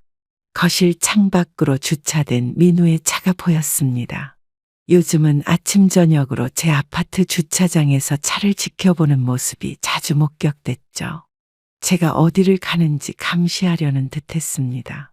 엄마, 저희가 효도하려고 했는데. 그 효도가 날 가두는 거니? 어머님, 그게 아니라. 이제 그만 가봐. 엄마, 제발. 아들 내외가 돌아간 후 김 할머니가 찾아오셨습니다. 아까부터 복도에서 민우와 수진이가 서성이는 걸 보셨다고 해요. 할머니는 제 손을 꼭 잡아주시며 걱정스러운 눈빛을 보내셨죠. 며칠 전부터 우편함도 자주 확인하는 눈치였습니다. 제가 받는 우편물을 검사하려는 듯했죠. 은행에서 오는 통장 내역이나 여행사 서류를 걱정하는 모양이었습니다. 순자 씨, 저 아이들 요새 수상해. 네, 할머니도 보셨나요? 밤늦게도 차에서 지켜보더라고. 제가 도망갈까봐 그러나 봐요. 정신 바짝 차려야 해. 오늘은 처음으로 동네 복지관을 찾았습니다. 김 할머니의 소개로 방문한 곳인데 생각보다 훨씬 활기차고 밝은 분위기였죠. 로비에서 만난 강사님은 저를 반갑게 맞아주셨습니다. 처음 시작한 수업은 스마트폰 교실이었습니다. 요즘 시대에 뒤처지지 않으려면 이런 것도 배워야겠다는 생각이 들었죠. 반 친구들은 저보다 더 연세가 많으신 분들도 계셨지만 모두들 열심히 배우시는 모습이었습니다. 선생님, 이렇게 하는 게 맞나요? 네, 어머님 잘하고 계세요. 유튜브 하기가 이렇게 쉬운 거였어요? 어머님들이 다들 금방 배우시더라고요. 이제 저도 세상과 소통할 수 있겠네요. 점심시간에는 함께 수업 듣는 분들과 식당에서 밥을 먹었습니다. 다들 저와 비슷한 처지에 계신 분들이었죠. 서로의 이야기를 나누다 보니 마음이 한결 가벼워졌습니다. 오후에는 여행 동호회 모임이 있었습니다. 유럽 여행 경험이 있는 회원들이 많아서 귀중한 정보를 얻을 수 있었죠. 모두들 제 첫 해외여행을 진심으로 축하해 주셨습니다. 이번에 파리 가신다고요? 네, 처음으로 해외여행을 가려고요. 걱정 마세요. 저희가 다 알려드릴게요. 수업이 끝나고 난 후 민우에게서 전화가 왔습니다. 제가 복지관에 다닌다는 소식을 어디서 들었는지 걱정된다며 전화를 했더군요. 하지만 저는 더 이상 숨지 않기로 했습니다. 오늘은 제가 직접 아들 내외를 불렀습니다. 이제는 모든 걸 정리해야 할 때라고 생각했죠. 거실 탁자 위에는 그동안 모아둔 증거들과 함께 변호사님이 준비해 주신 서류들이 놓여 있었습니다. 현관 벨소리가 울리고 아들 내외가 들어섰죠. 평소와 달리 긴장된 분위기가 역력했습니다. 제 앞에 놓인 서류들을 보더니 불안한 기색이 역력했습니다. 민우야, 엄마가 다 알고 있어. 요양원 계약금도 재산 조사한 것도. 어머님, 저희가 설명할 수 있어요. 이제는 더 이상의 설명이 필요 없어. 거실에는 무거운 정적이 흘렀습니다. 수진이는 손수건으로 식은땀을 닦았고 민우는 고개를 들지 못한 채 바닥만 바라보고 있었죠. 저는 차분히 준비해온 말들을 꺼내기 시작했습니다. 한참을 침묵하던 민우가 입을 열었습니다. 하지만 나오는 말들은 모두 변명뿐이었죠. 제가 건네는 서류를 보더니 얼굴색이 하얗게 변했습니다. 재산 증여 계획 취소를 알리는 내용이었습니다. 엄마, 제발 저희 마음을 이해해 주세요. 이해는 무슨, 내가 널 이해했던 만큼 했다. 어머님, 저희가 잘못했어요. 이제 와서 그런 말이 무슨 소용이니? 다시 한 번만 기회를. 저는 탁자 위에 놓인 통장을 집어들었습니다. 그동안 모아온 제 전 재산이 담긴 통장이었죠. 이제는 이 돈으로 제 인생을 살아가겠다는 뜻을 전하고 싶었습니다. 아들 내외의 얼굴에는 당혹감이 가득했습니다. 그들의 계획이 완전히 무너져 내리는 순간이었죠. 수진이는 눈물을 보이며 애원했지만 이제 그런 연기는 더 이상 통하지 않았습니다. 이제부터는 내가 하고 싶은 대로 살 거야. 재산은 내가 다 사용할 거다. 그렇게 알고 있어라. 어머님, 그래도 저희는 가족인데. 가족이 서로를 이용하고 속이니? 엄마, 우리가 잘못했어요. 이제 그만 가봐. 김 할머니께서 옆집에서 모든 대화를 듣고 계셨다는 걸 알았습니다. 나중에 찾아오셔서 제 손을 꼭 잡아주시며 잘했다고, 이제야 제대로 된 길을 찾았다고 말씀해 주셨죠. 거실 시계가 늦은 오후를 가리키고 있었습니다. 아들 내외는 결국 아무 말도 못한 채 발걸음을 옮겼죠. 문이 닫히는 소리와 함께 저의 오랜 고민도 끝이 났습니다. 오늘은 제 인생의 새로운 출발점이 될 것 같습니다. 아침 일찍 일어나 짐을 정리하고 있었죠. 이제는 더 이상 미련 없이 제 삶을 살아가기로 결심했습니다. 김 할머니와 점심을 먹으며 앞으로의 계획을 이야기했습니다. 할머니는 제 결정을 진심으로 응원해 주셨죠.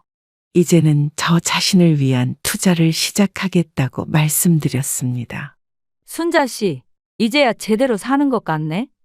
할머니 덕분에 용기를 냈어요. 앞으로가 더 기대되는 걸. 이제는 제 인생을 살아보려고요.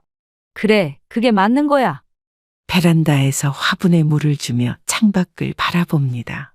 아침 햇살이 따스하게 비치는 하늘이 그 어느 때보다 높고 푸르게 느껴졌죠. 이제는 제 삶의 주인공으로 당당히 서게 되었다는 생각에 가슴이 벅차올랐습니다. 인생을 살다 보면 누구나 선택의 순간을 맞이하게 됩니다. 저는 60이 넘어서야 비로소 제 삶의 주인공이 되기로 결심했습니다. 늦었다고 생각할 수도 있지만 지금이라도 깨달은 것이 감사할 따름이죠. 자식을 위해 모든 걸 희생하는 것이 어머니의 도리라고 생각했던 시절이 있었습니다. 하지만 이제는 알게 되었습니다. 진정한 사랑은 서로를 속박하는 것이 아니라 각자의 삶을 존중하는 것이라는 걸 말이죠. 부모와 자식이라는 이름으로 서로를 구속하고 소유하려 들 때 그 관계는 이미 깨어지고 있는 것인지도 모릅니다. 물질적인 것이 전부가 아니라는 것. 마음으로 이어지는 관계가 더 소중하다는 것을 이제야 깨닫게 되었습니다. 인생은 결코 늦은 때가 없다는 말이 있죠. 저는 이제 새로운 시작을 앞두고 있습니다. 제 재산으로 시작하는 새로운 삶, 그것은 결코 낭비가 아닌 저를 위한 소중한 투자가 될 것입니다. 여러분도 늘 자신을 사랑하며 살아가시기 바랍니다. 나이가 들어도 꿈을 꾸는 것을 멈추지 마세요. 진정한 행복은 타인의 기대에 부응하는 것이 아니라 자신의 마음을 따르는 데서 시작된다는 것을 기억해 주시기 바랍니다. 때로는 가장 가까운 사람에게 가장 큰 상처를 받기도 합니다. 하지만 그 아픔조차도 우리를 더 강하게 만들어주는 계기가 될 수 있다는 걸 이제는 알았습니다. 이것이 제가 이긴 여정을 통해 깨달은 가장 소중한 교훈입니다. 여보세요. 그동안 잘 지내셨습니까? 누구시죠? 당황하지 마시고 제 말씀만 들어주세요. 제 전화번호를 어떻게 아셨나요? 어머니의 모든 상황을 알고 있습니다. 지금 무슨 말씀을 하시는 거죠?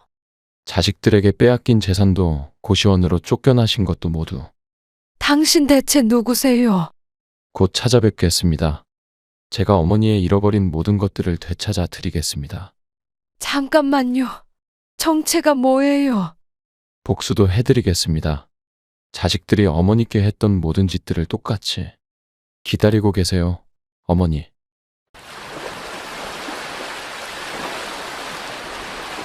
저는 매일 아침 7시면 중환자실 면회 시간에 맞춰 병원에 도착합니다.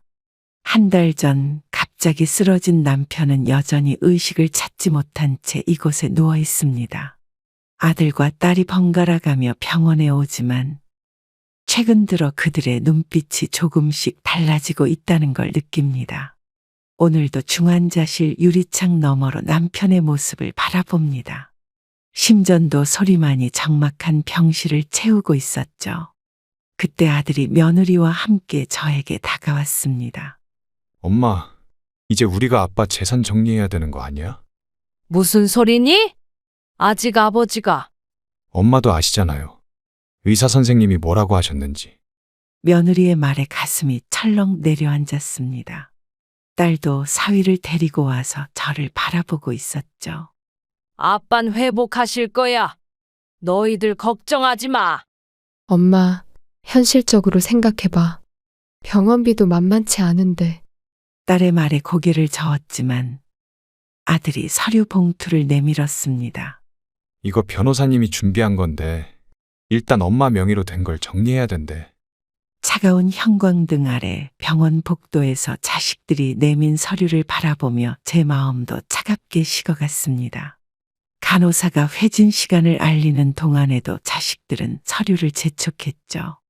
엄마, 이거 먼저 정리하고 아빠 간병에 전념하자. 딸의 다정한 목소리가 왠지 섬뜩하게 들렸습니다. 중환자실 유리창 너머로 남편의 모습이 흐릿하게 비치는데 자식들은 벌써 유산을 걱정하고 있었죠. 아버지 의식 돌아오면 어떡할래?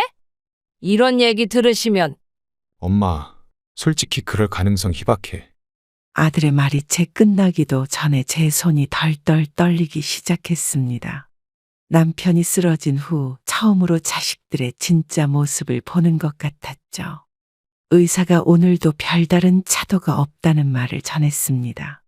자식들은 그 말을 기다렸다는 듯 다시 저를 재촉했죠. 엄마, 이제 결정해야 돼. 병원비도 더 들어갈 텐데. 며느리가 손수건을 건네며 한숨을 쉽니다.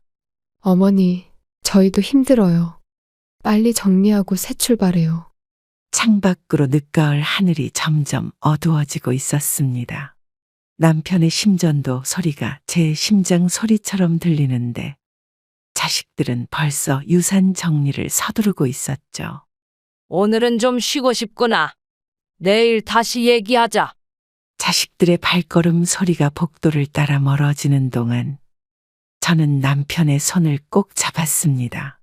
따뜻했던 자식들의 마음이 언제부터 이렇게 차갑게 변했는지 병실 창 너머로 비치는 달빛이 제 눈물을 비추고 있었습니다. 그때는 매주 토요일이면 고아원을 찾았습니다. 병원에서 남편 간호를 하느라 마음이 무거울 때면 고아원 아이들과 함께 시간을 보내며 위로를 받곤 했죠. 그 중에서도 10살 배기 민수가 특별히 눈에 들어왔습니다. 30명이 넘는 아이들 중에서 민수는 유독 조용했습니다. 다른 아이들이 운동장에서 공을 차며 뛰어놀 때도 민수는 늘 구석에 앉아 책을 읽고 있었죠. 민수야, 오늘은 무슨 책을 읽고 있니? 기계 만드는 책이에요. 나중에 로봇도 만들고 싶어서요. 다른 친구들이랑은 안 놀고? 전 책 읽는 게 더 좋아요. 혹시 친구들이 놀리기라도 했니? 애들이 저보고 이상하대요. 텅 빈 복도에 민수의 작은 목소리가 메아리처럼 울렸습니다. 그 순간 저는 민수의 외로움이 제 가슴에 와 닿는 것을 느꼈죠. 선생님, 제가 이상한가요? 아니야, 우리 민수는 특별한 거야. 특별한 게 뭐예요? 네가 그렇게 책을 좋아하는 것도 로봇을 만들고 싶어 하는 것도 모두 특별한 거야. 운동장에서 들려오는 아이들의 웃음소리가 창문을 통해 흘러들어왔습니다. 민수의 눈빛이 조금씩 밝아지는 게 보였죠. 선생님, 다른 어른들은 저보고 그냥 조용히 지내래요. 그래도 선생님은 민수가 자랑스러워. 그날 이후로 민수는 조금씩 달라지기 시작했습니다. 제가 가져다 준 과학 잡지를 읽으며 로봇에 대한 꿈을 키워갔고 가끔은 다른 아이들과도 어울리기 시작했죠. 선생님, 이거 제가 만든 건데. 민수가 종이로 접은 로봇을 건네며 수줍게 웃었습니다. 서툴게 접힌 종이 로봇이었지만 그 안에 담긴 민수의 꿈이 고스란히 느껴졌죠. 매주 토요일, 민수는 제가 오기만을 기다렸다고 합니다. 다른 아이들은 입양되길 기다렸지만 민수는 책을 읽으며 저를 기다렸다고 하네요. 선생님이 안 오시면 어떡하나. 매주 걱정했어요. 아이고, 선생님이 약속을 어긴 적이 있었니? 없어요. 그래서 더 좋았어요.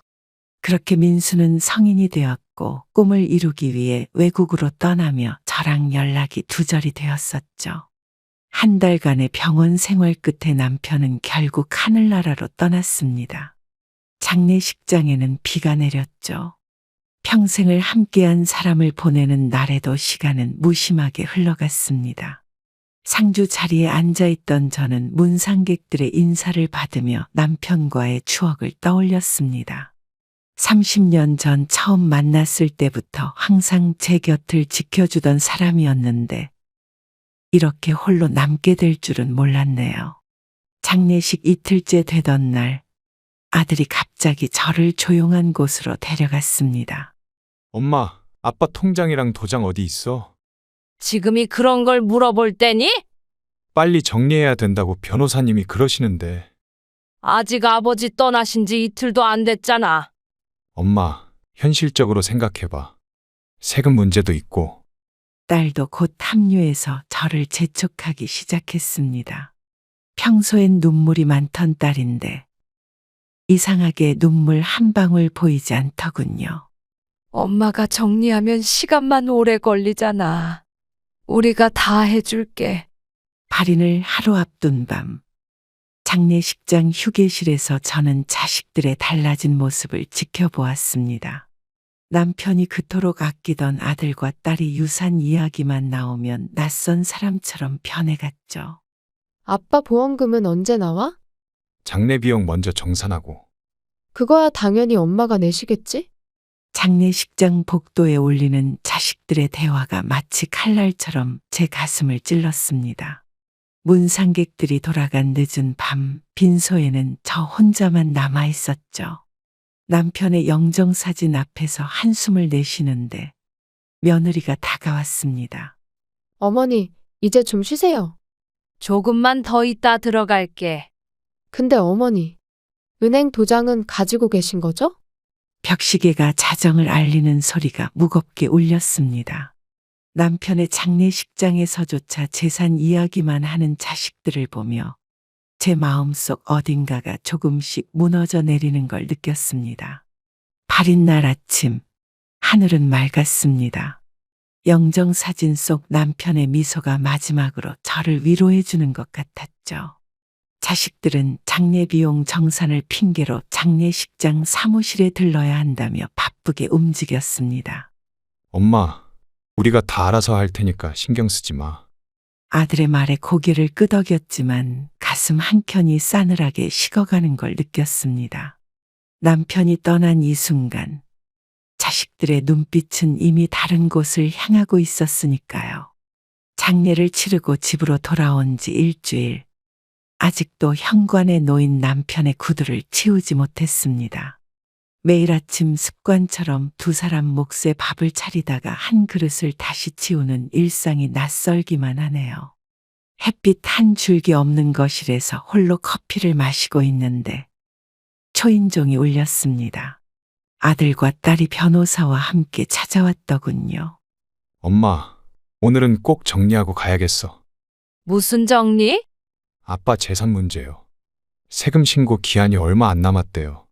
변호사가 가져온 서류 뭉치를 보니 현기증이 일었습니다. 남편이 떠난 지 얼마나 됐다고 벌써부터 이런 걸 들고 오다니. 엄마, 여기 한 번만 도장 찍어주면 돼. 이게 무슨 서류인데? 그냥 엄마 명의로 된 재산 처리하는 거예요. 딸이 위임장을 내밀었습니다. 갑자기 식탁 위에 놓인 남편의 사진이 저를 빤히 쳐다보는 것만 같았죠. 이건 다 읽어보고 결정해야 될 것 같은데. 읽어보실 거 없어요, 어머니. 저희가 다 봤는데 문제 없어요. 며느리의 말에 딸도 고개를 끄덕였습니다. 자식들의 눈빛이 점점 날카로워지는 게 느껴졌죠. 엄마, 이거 지금 안 하면 세금 폭탄 맞는다니까? 커피잔에 손이 닿자 식어버린 커피가 제 마음처럼 차갑게 느껴졌습니다. 창밖으로 흐린 하늘이 보였죠. 그래도 이건 좀 더 생각해보고. 엄마, 우리가 엄마 속일 것 같아? 아들의 목소리가 한 톤 높아졌습니다. 벽시계가 12시를 알리는 종소리가 묵직하게 울렸죠. 어머니, 저희도 바빠서 이렇게 자주 못 와요. 며느리의 말이 마치 압박처럼 들려왔습니다. 변호사는 시종일관 묵묵히 앉아 있었지만 그의 눈빛도 저를 재촉하는 것 같았죠. 조금만 더 시간을 줘. 내일 아침까지만이야. 더는 안 돼. 현관문이 닫히고 자식들이 떠난 후 거실에 혼자 남아 서류를 바라보았습니다. 남편과 찍은 마지막 가족사진 속 자식들의 웃는 얼굴이 왠지 낯설게 느껴지네요. 여보, 우리 자식들이 이상해졌어요. 사진 속 남편에게 말을 걸어봤지만 돌아오는 답은 없었습니다. 창밖으로 비가 내리기 시작했죠. 제 손에 들린 위임장이 무겁게만 느껴졌습니다. 자식들은 내일 아침이면 다시 찾아올 테고 저는 또다시 그들의 재촉에 시달리겠죠. 위임장에 서명한 지 일주일. 아침부터 집안이 분주했습니다. 처음엔 단순히 이사하는 줄 알았는데 낯선 사람들이 제 살림살이를 하나둘 옮기기 시작하더군요.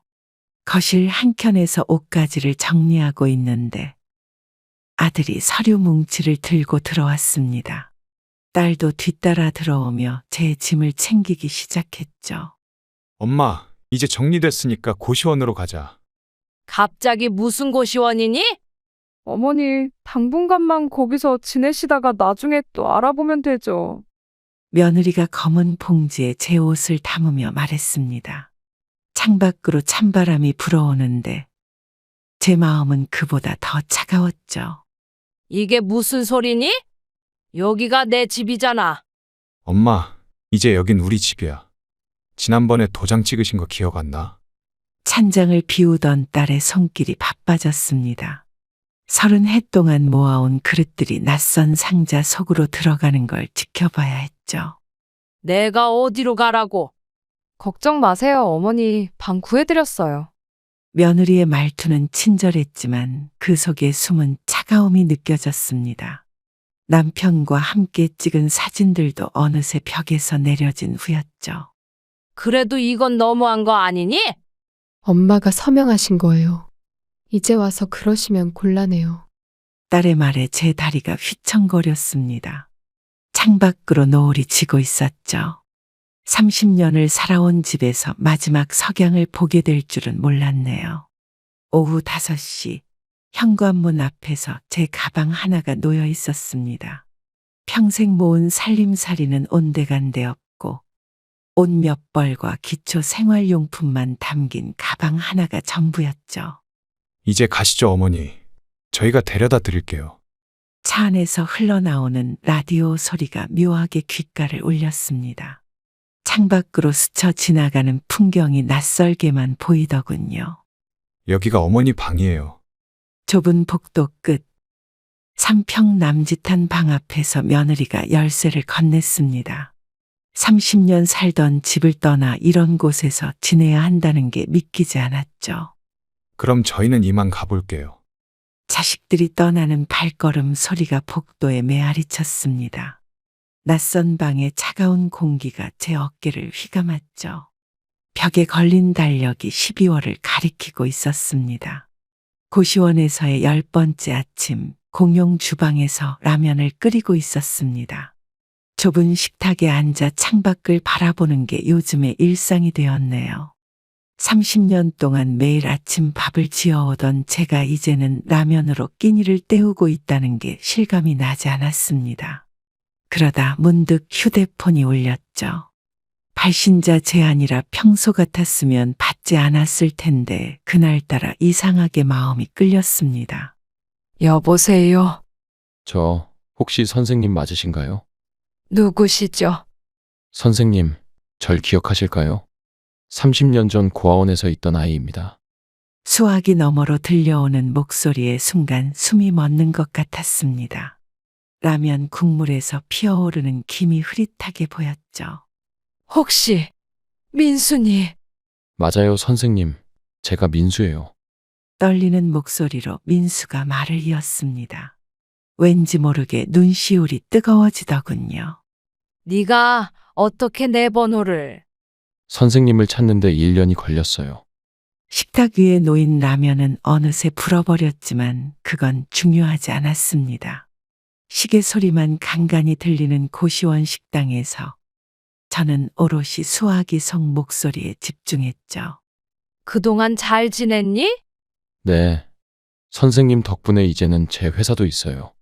창밖으로 날아가는 새 한 마리가 보였습니다. 어쩐지 그 새처럼 제 마음도 자유로워지는 것 같았죠. 선생님은 아직도 그때처럼 따뜻한 목소리시네요. 순간 목이 메어왔습니다. 제 처지가 부끄러워 대답을 망설이고 있는데 민수가 조심스레 물었죠. 지금 어디 계신지 한번 뵈러 가도 될까요? 입술을 깨물며 고개를 저었습니다. 하지만 전화기 너머의 민수는 제 모습을 볼 수 없었겠죠. 지금은 조금 어려울 것 같아. 옆자리에서 다른 고시원 입주자가 라면을 끓이기 시작했습니다. 익숙한 냄새가 코끝을 스치는데 왠지 모르게 마음 한켠이 시려왔죠.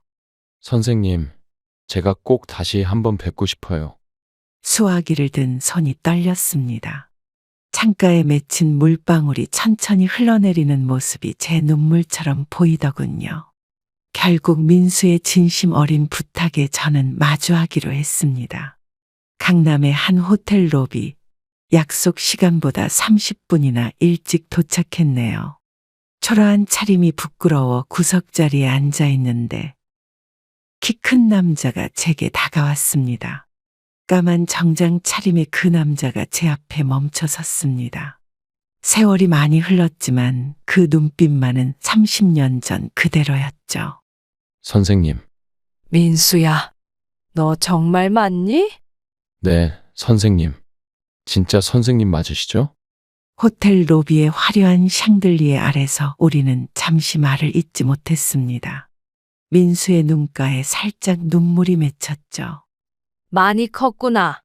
선생님은 그때 그대로세요. 세월이 참 빠르네. 매일 선생님 찾아보고 싶었어요. 민수는 정중하게 제게 커피를 건넸습니다.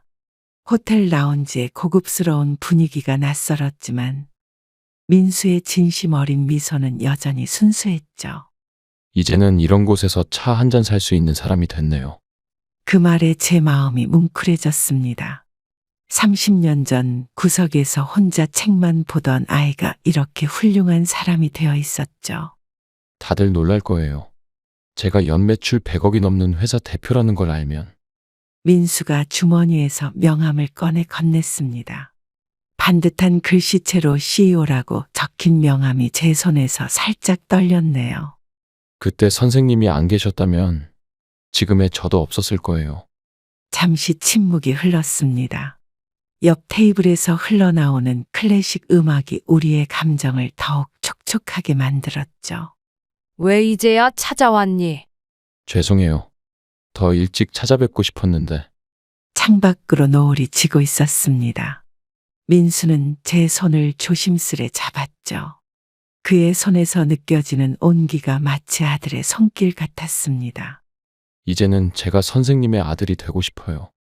그 순간 제 마음속 얼어있던 무언가가 천천히 녹아내리는 것을 느꼈습니다. 피는 물보다 진하다지만 때로는 마음으로 이어진 인연이 더 깊을 수 있다는 걸 깨달았죠. 호텔 레스토랑에서 저녁 식사를 마치고 나오는데 민수가 자신의 차로 저를 안내했습니다. 강남의 밤거리를 달리는 동안 차 안은 조용했죠. 잠시 후 차가 한 아파트 단지 앞에 멈췄습니다. 가로등 불빛 아래 서 있는 고급 아파트를 보니 민수가 얼마나 성공했는지 실감이 났네요. 선생님, 저희 집에 잠깐 들어가시죠. 벌써 이런 곳에서 살고 있구나. 제 아내와 아이들이 선생님 뵙고 싶어 해요. 아파트 현관문이 열리자 정갈하게 꾸며진 집안이 눈에 들어왔습니다. 거실 소파에 앉자 민수의 아내가 따뜻한 차를 내왔죠. 어머니, 남편한테 많은 얘기 들었어요. 그래요. 우리 민수 잘 살고 있는 것 같아 다행이네. 선생님, 사실 오늘 꼭 드릴 말씀이 있어서요. 민수가 제 앞에 무릎을 꿇었습니다. 그의 눈빛이 진지해졌죠. 이제는 제가 선생님을 모시고 싶어요. 순간 숨이 멎는 것 같았습니다. 창밖으로 서울의 야경이 반짝이고 있었죠. 그동안 많이 고생하셨잖아요. 이제는 제가 효도하고 싶어요. 민수의 말에 아내도 고개를 끄덕였습니다. 거실 시계가 밤 10시를 알리고 있었죠. 여기 2층이 비어 있어요. 선생님 전용 공간으로 꾸며드릴게요. 잠시 침묵이 흘렀습니다. 고시원으로 돌아가야 한다는 생각에 마음이 무거워졌네요. 고맙다. 하지만 난 선생님, 제발 거절하지 마세요. 민수의 목소리가 살짝 떨렸습니다. 어둠이 내린 거실에서 탁자 위 스탠드 불빛만이 우리의 그림자를 만들고 있었죠. 선생님이 저를 키워주신 것처럼 이제는 제가 선생님을 모시고 싶어요. 탁자 위에 놓인 가족 사진이 눈에 들어왔습니다. 행복해 보이는 민수의 모습에 제 마음도 따뜻해졌네요. 민수의 제안이 있은 후 저는 고시원으로 돌아왔습니다. 좁은 방 안에서 휴대폰 전원을 끈 채 며칠을 보냈네요. 30년 전 그 어린아이가 이제는 저를 도와주겠다고 하니 그게 더 부끄러웠습니다. 창밖으로 보이는 하늘이 점점 흐려지고 있었습니다. 고시원 공용 주방에서 라면을 끓이는데 옆방 사는 할머니가 다가왔죠. 어제도 누가 찾아왔더라고요. 젊은 남자분이요? 차도 좋은 걸 타고 오시던데. 주방 창문으로 비가 내리기 시작했습니다. 뜨거운 라면 국물이 목을 타고 넘어가는데 마음 한켠이 시렸죠. 왜 그렇게 좋은 분을 피하시나요? 내가 지금 이러고 있는 게 창피해서요. 고시원 관리인이 우산을 들고 들어오며 말을 건넸습니다. 아까 또 오셨었어요. 그 사장님. 죄송해요. 제가 피하는 바람에 편지도 두고 가셨는데. 봉투 안에는 민수가 30년 전에 제게 썼던 편지가 들어 있었습니다. 구겨진 종이를 보니 오랫동안 간직해온 것 같더군요. 세월의 흔적이 묻은 종이를 펼치자 서툰 글씨체로 쓰여진 글자들이 눈에 들어왔습니다. 어린 민수가 써준 마지막 편지였죠. 선생님, 제발 연락 좀 받아주세요. 민수가 보낸 문자를 확인하고 다시 휴대폰을 껐습니다. 좁은 창문 틈으로 비 오는 소리가 들려왔죠. 고시원 복도를 지나다 보면 간간이 누군가 찾아왔다가 돌아갔다는 이야기를 듣곤 했습니다. 하루는 도시락이, 또 하루는 과일 바구니가 문 앞에 놓여 있곤 했죠. 왜 이렇게 좋은 분을 피하시는 거예요? 옆방 할머니의 물음에 대답을 못했습니다. 창밖으로 흐르는 빗방울이 제 눈물인 듯 흘러내렸네요. 매일 아침 7시 고시원 문 앞에는 따뜻한 도시락이 놓여 있습니다. 한 달째 이어지는 일이죠. 처음에는 그냥 지나치려 했는데 도시락 위에 놓인 쪽지를 보고 나니 그럴 수가 없더군요. 오늘도 어김없이 도시락이 문 앞에 놓여 있었습니다. 옆방 할머니가 복도를 지나가다 멈춰 서시더니 말을 건네셨죠. 아침마다 도시락 배달하시는 분 봤어요. 어떤 분이셨나요? 양복 입은 젊은 사장님이 직접 가져다 놓고 가시더라고요. 순간 가슴이 먹먹해졌습니다. 바쁜 출근 시간에 매일 이렇게 들르고 있었다니. 오늘은 편지도 있네요. 도시락 위에 놓인 하얀 봉투를 집어들었습니다. 봉투 안에는 민수의 글씨체로 쓰여진 편지가 들어 있었죠. 선생님, 오늘은 제가 직접 만든 도시락이에요. 도시락을 열어보니 서툴게 만든 듯한 반찬들이 가지런히 담겨 있었습니다. 김이 살짝 식었지만 정성이 느껴지는 도시락이었죠. 관리인 아주머니가 웃으며 말씀하셨습니다. 복도 끝에서 울리는 발자국 소리가 점점 가까워졌죠. 민수의 목소리에 저는 그대로 굳어버렸습니다. 피하고 싶었지만 이제는 더 이상 도망칠 수가 없었죠. 이렇게까지 할 필요 없는데. 선생님 덕분에 제가 지금 이 자리에 있잖아요. 고시원 좁은 복도에서 우리는 잠시 말없이 서 있었습니다. 시간이 멈춘 것처럼 고요했죠. 더 이상 피할 수 없는 날이 왔습니다.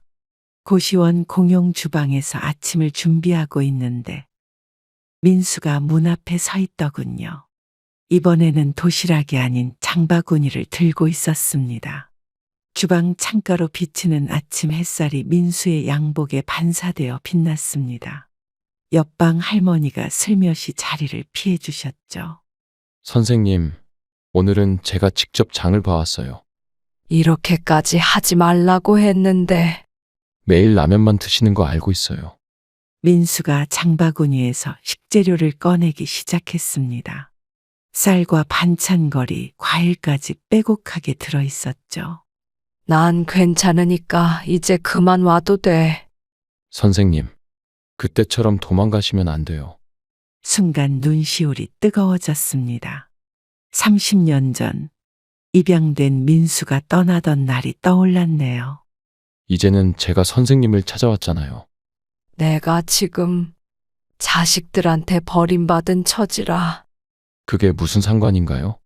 주방 밖으로 출근하는 사람들의 발걸음 소리가 들려왔습니다. 아침 8시 모두가 각자의 길을 가는 시간이었죠. 사실 어제 제 아내가 선생님 방 계약금도 냈어요.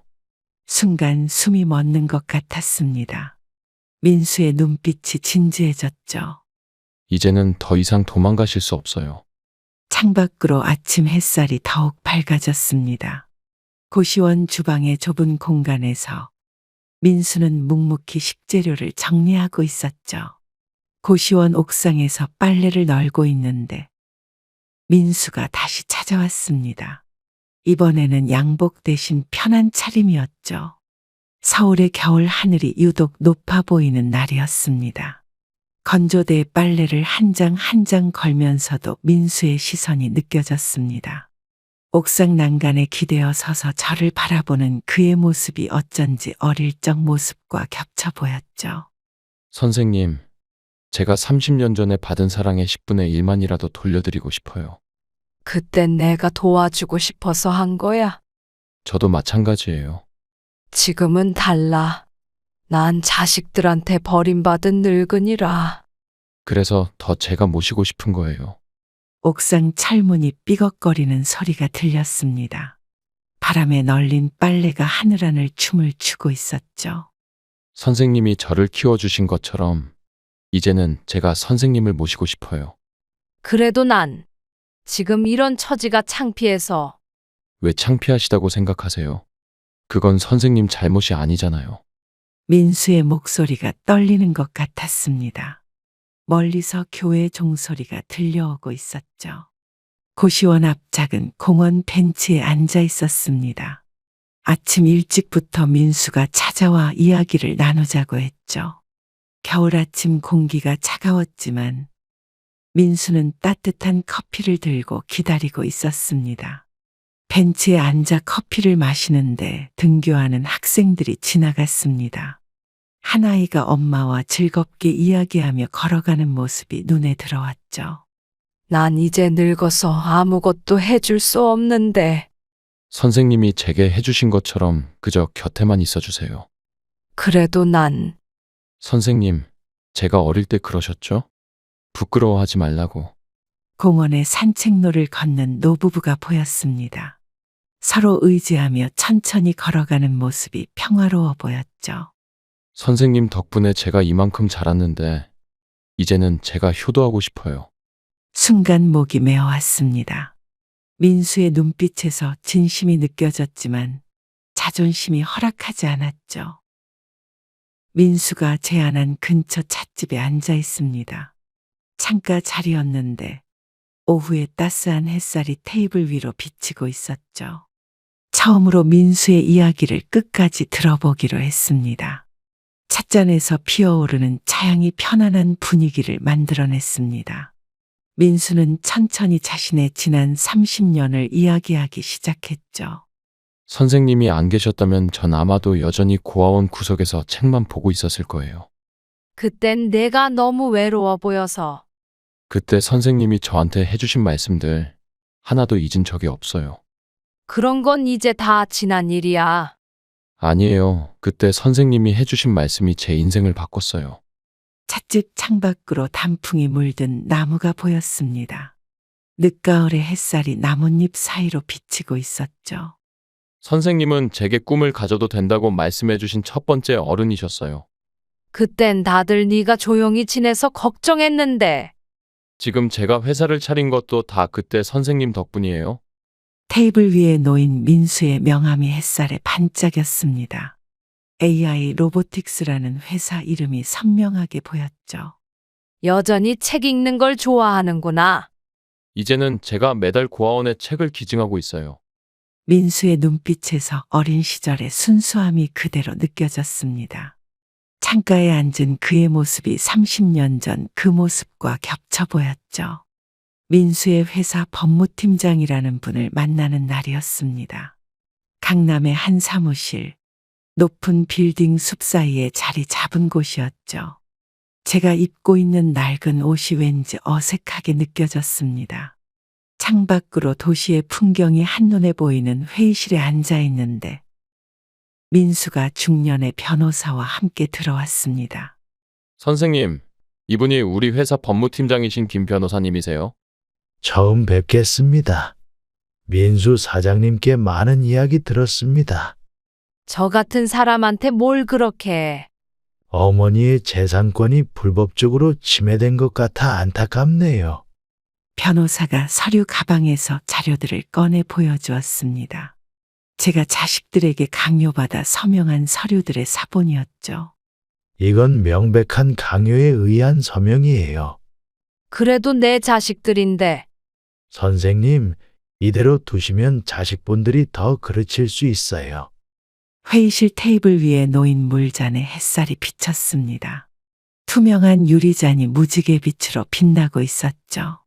어머니께서 결단을 내리셔야 할 것 같습니다. 이제는 마음을 단단히 먹으셔야 해요. 그래도 난 자식들한테 이런 짓을. 순간 민수가 제 손을 꼭 잡았습니다. 그의 손에서 전해지는 온기가 제 마음을 조금씩 녹이고 있었죠. 고시원 방에서 휴대폰을 보고 있는데 옆방 할머니가 급하게 저를 찾아오셨습니다. 평소와 다른 목소리로 무언가를 보여주고 싶다고 하시더군요. 할머니의 휴대폰 화면에는 유튜브 영상이 떠 있었습니다. 제 아들과 딸이 함께 찍은 영상이었죠. 순간 손이 떨려왔습니다. 엄마가 아버지를 버리고 돈만 챙겨서 도망갔어요. 치매 증상이 있으신 아버지를 혼자 두시고. 어머니께서 정신적으로 불안정하신 상태라. 딸이 눈물을 보이며 연기하는 모습이 화면 가득 보였습니다. 조회수는 이미 10만이 넘어가고 있었죠. 이거 빨리 신고해야 하지 않을까요? 자식이라고 이런 걸 해도 되는 건 아니잖아요. 창밖에서 들려오는 빗소리가 제 귓가를 울렸습니다. 영상 속에서 자식들은 저를 악녀로 만들어가고 있었죠. 옆방 할머니가 급하게 민수에게 전화를 걸었습니다. 잠시 후 민수가 숨을 헐떡이며 고시원으로 달려왔죠. 선생님, 제가 당장 처리하도록 하겠습니다. 그만두자. 내가 참을게. 안 됩니다. 이건 명예훼손이에요. 휴대폰 화면 속에서 자식들은 여전히 눈물 연기를 하고 있었습니다. 비가 내리는 창밖을 바라보며 저는 깊은 한숨을 내쉬었죠. 아침부터 민수가 급하게 연락이 왔습니다. 서둘러 법원 근처 카페에서 만났는데 민수의 얼굴이 어두워 보였죠. 김 변호사도 함께였습니다. 카페 구석자리에 앉아 커피를 마시는데 김 변호사가 서류 한 장을 내밀었습니다. 자식들이 법원에 제출한 후견인 신청서였죠. 자식들이 어머니를 정신적으로 불안정하다며 후견인 지정을 신청했습니다. 이게 무슨 소리입니까? 유튜브 영상이 부족했는지 이런지까지. 테이블 위에 놓인 서류에는 제가 정신적으로 문제가 있다는 내용이 적혀 있었습니다. 의사 소견서까지 첨부되어 있더군요. 거짓 진단서를 첨부했네요. 이런 식으로 나를. 선생님, 이제는 가만히 계실 수만은 없습니다. 창밖으로 법원 건물이 보였습니다. 30년간 키운 자식들과 이제는 법정에서 만나야 한다니. 어머니를 치매 환자로 만들어서 재산을 노리는 거예요. 그래도 내 자식들인데 어떡해. 선생님, 이건 범죄입니다. 김 변호사가 꺼내놓은 또 다른 서류에는 제 진짜 건강검진 결과가 들어 있었습니다. 완벽하게 정상이라는 소견이었죠. 내일 아침에 법원에 저희가 반박 자료를 제출하겠습니다. 카페 앞으로 지나가는 등교 학생들이 보였습니다. 저렇게 어린 아이들을 키워서 이런 대접을 받게 될 줄은 몰랐네요. 김 변호사의 사무실에서 노트북 화면을 지켜보고 있었습니다. 병원 CCTV 영상이었는데 남편이 중환자실에 계시던 때의 기록이었죠. 화면 속에는 제가 잠시 자리를 비운 사이 자식들이 의사와 이야기를 나누는 모습이 보였습니다. 그때는 몰랐던 일들이 하나둘씩 드러나고 있었죠. 어머니, 이 장면을 보세요. 이게 무슨... 돈을 건네는 장면이 찍혔네요. 민수가 화면을 잠시 멈추었습니다. 병원 복도 한켠에서 아들이 의사에게 봉투를 건네는 장면이 선명했죠. 거짓 진단서를 써달라고 부탁하는 순간입니다. 설마 우리 애들이... 다음 장면은 더 충격적입니다.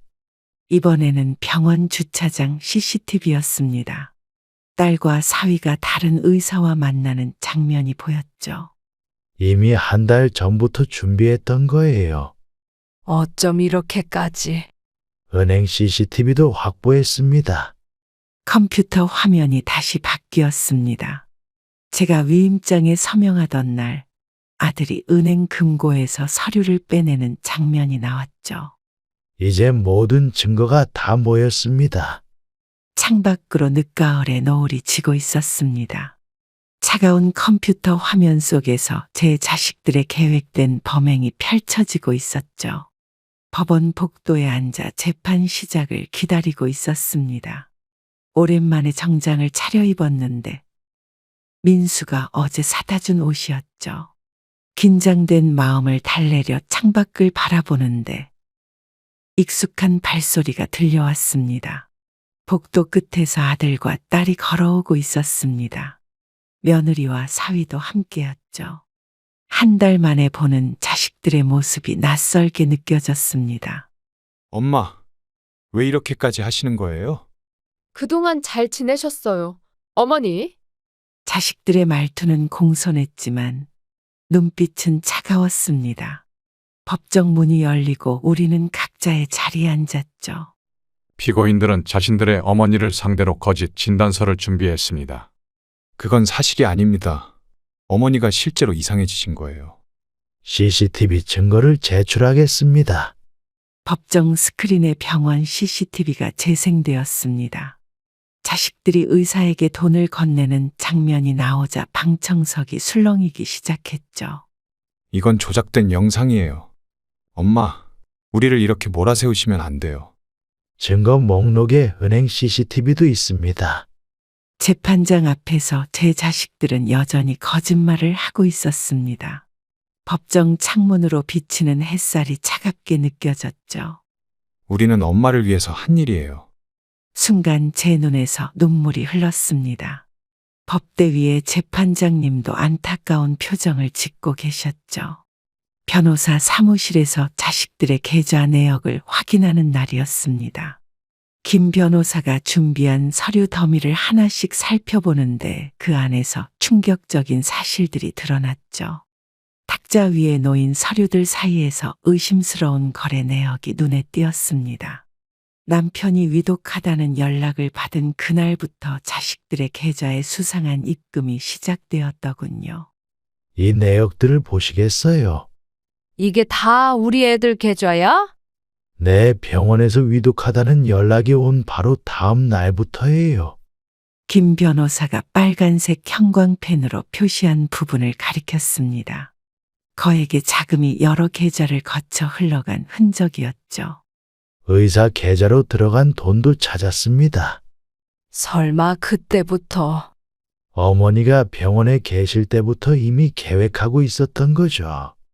서류 더미 사이에서 또 다른 충격적인 내역이 나왔습니다. 자식들이 담당이에게 건넨 검은 돈의 흔적이었죠.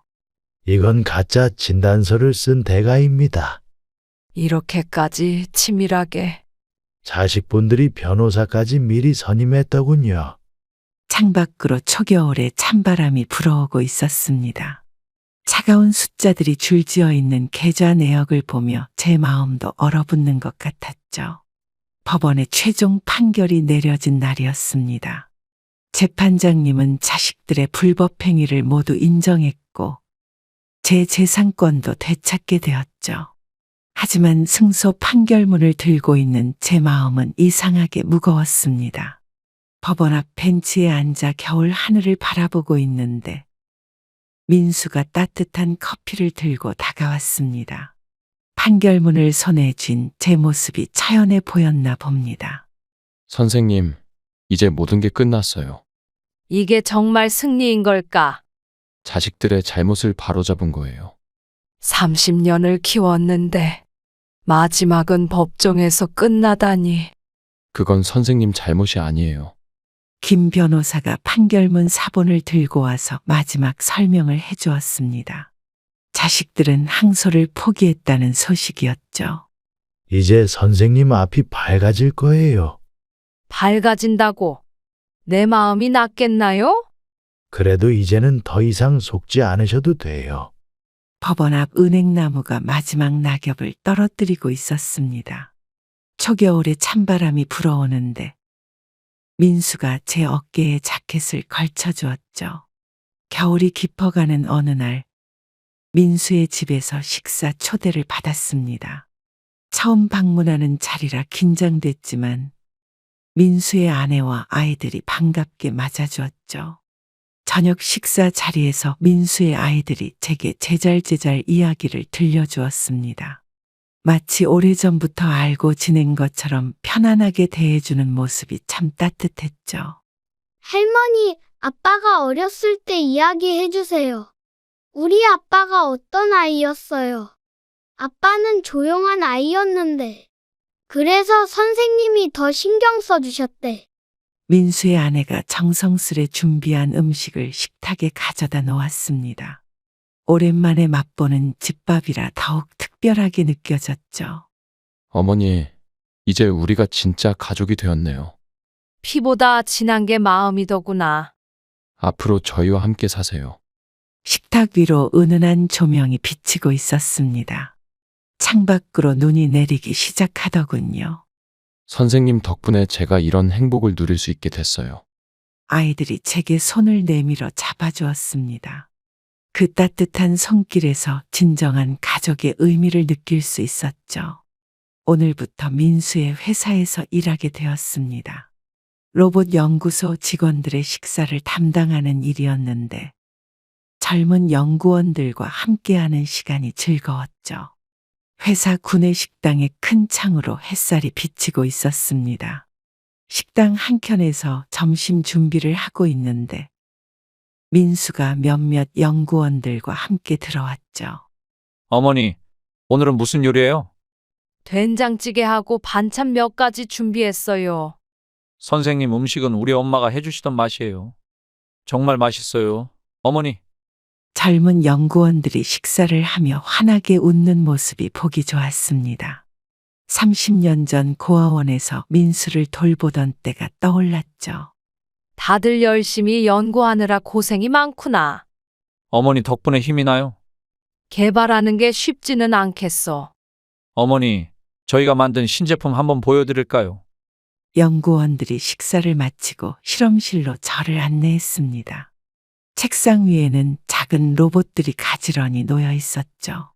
선생님이 계셔서 저희 회사가 더 따뜻해졌어요. 따스한 봄 햇살이 실험실 창을 통해 비치고 있었습니다.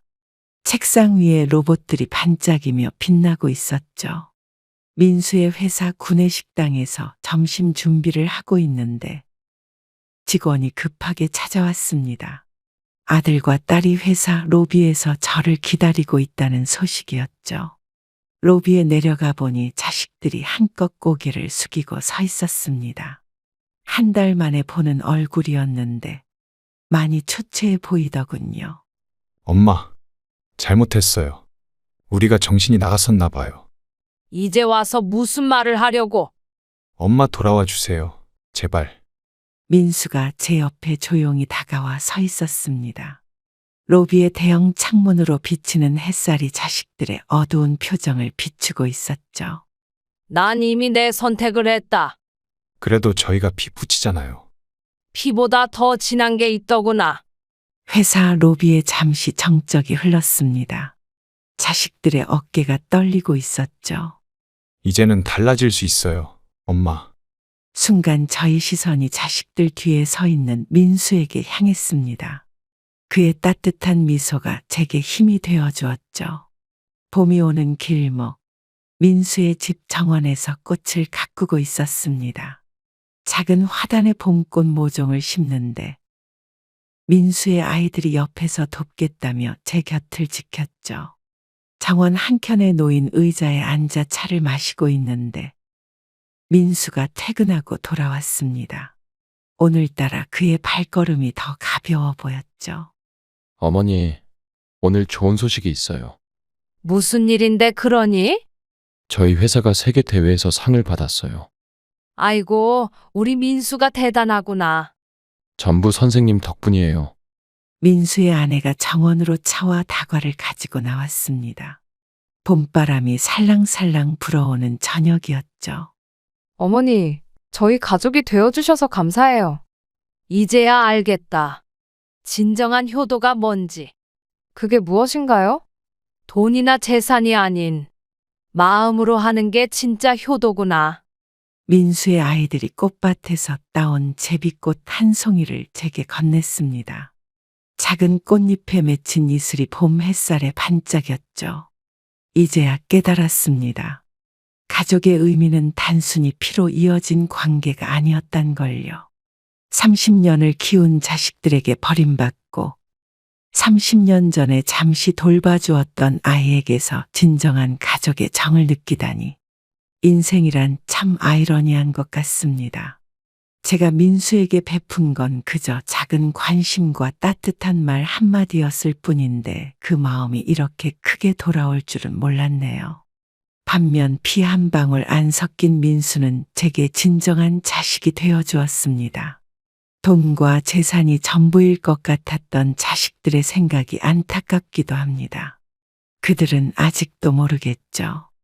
진정한 효도는 재산을 차지하는 게 아니라 부모의 마음을 이해하고 함께하는 시간을 나누는 것이란 걸.